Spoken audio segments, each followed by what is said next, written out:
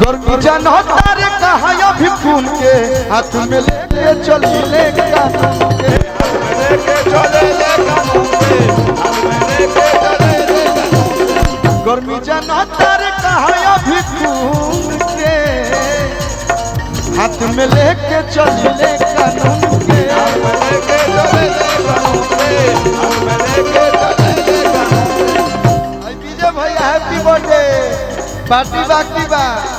Hello hello जन्मदिन की बहुत बहुत शुभकामनाएं। तहार मिक्सी हमार मिक्सी ये गाने में सबसे बड़ा योगदान हमारे विजय भैया का है। हाँ भाई।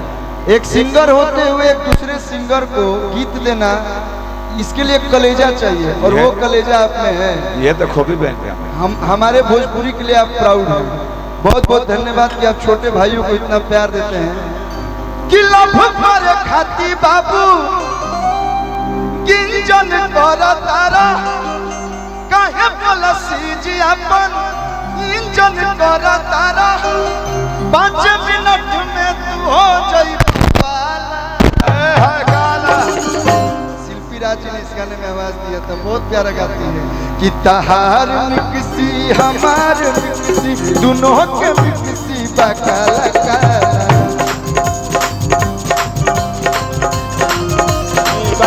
लगा हमार पीस नरम मसाला तहार पीस गरम मसाला हमारे पीछे गरम मसाला हमारे पीछे गरम मसाला हमार पीस।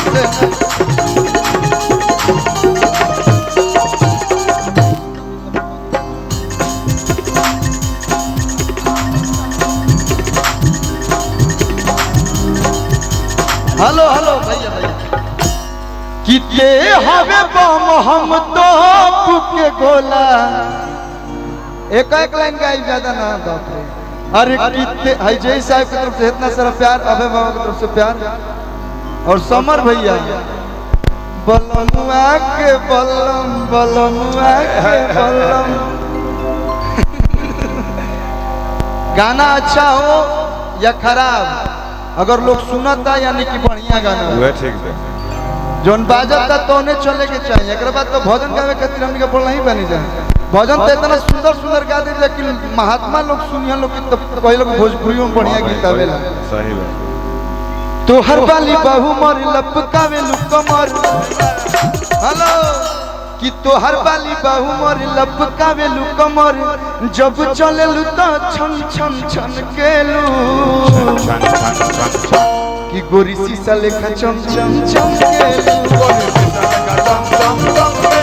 गोरी शीशा लेखा चम चम। भैया भैया लेकिन हम गाना गाओ तो नहीं कि ते हवे बम हम तो के गोला ऐसा हमार बिहारी भाई जाई बनो आरा जिला के पियरों में इते लाड़ पर ना भैया। अरे किते हवे बम हम तो के गोला रंगदारी बिहारी के खूने में होला बिहारी के खूने में रंगदारी बिहारी के खूने में होला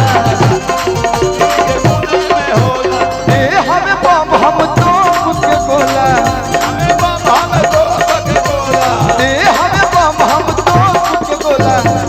रिंकू भैया बने मन से स्वागत बा और सबसे बड़े हमारे हीरो लाल बाबू पंडित सर एक बार जोरदार ताली बजा दीजिए। भोजपुरी के बहुत अच्छे डायरेक्टर, एक बार जोरदार ताली चारों तरफ से आप लोग बजाएं लोग।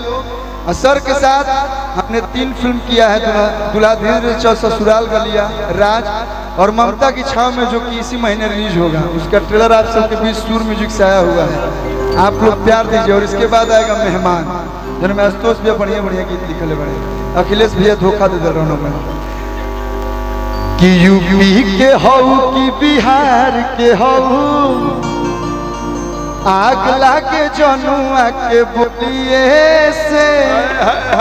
हम रंगदारी गीत ना गाने ना रंगदार है लेकिन गीतिया लोग पसंद कर लेता गाती ही ना।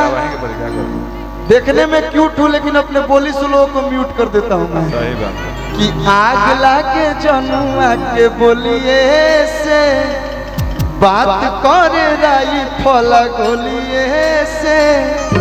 तो जी आपके भाई कहता कि पानी पियले तू कवनाई नहर के हऊ कि यूपी के हो कि बिहार के हो? अरे बंगाल की है भाई। तुम्ही बंगाली? हाँ बंगाली दादा असबो। ए बंगालिया बेबी है तोड़ा तोड़ी हो गया ना, तोड़ा तोड़ी हो गया। बोलना कब देवी नमन नमन तुम्हार संग बहु मतन काज करबे, तोड़ा तोड़ी हो कि गया ना। पानी पियले तू कवनाई नहर के हो कि यूपी के हो कि बिहार के हो? यूपी के हो कि बिहार के हो? अम्मा बोल कौना रंगदार के हो?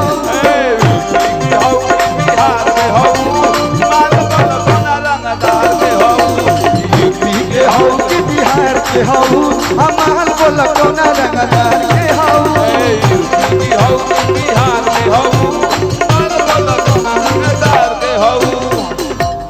यूपी के हो कि बिहार के हो?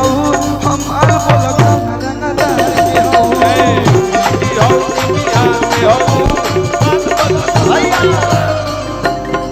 Thank you so much. हम समझ रहे हैं कि यहाँ पे बहुत सारे कलाकार हैं, इसीलिए मैंने 3 मुखड़ा गाया। गाना गावे को हुई तो बहुत सारा जगह कार्यक्रम हो। सही बात है, सही बात। हमने क्या न्योता पर मैं काम कर देव तो बढ़िया नहीं किया। यही से हम चाहते नहीं। रविरंजन भैया बहुत बहुत धन्यवाद। एक बार जोरदार ताली बजा के प्यार दे दिलो, फिर मिलल जाए। Thank you.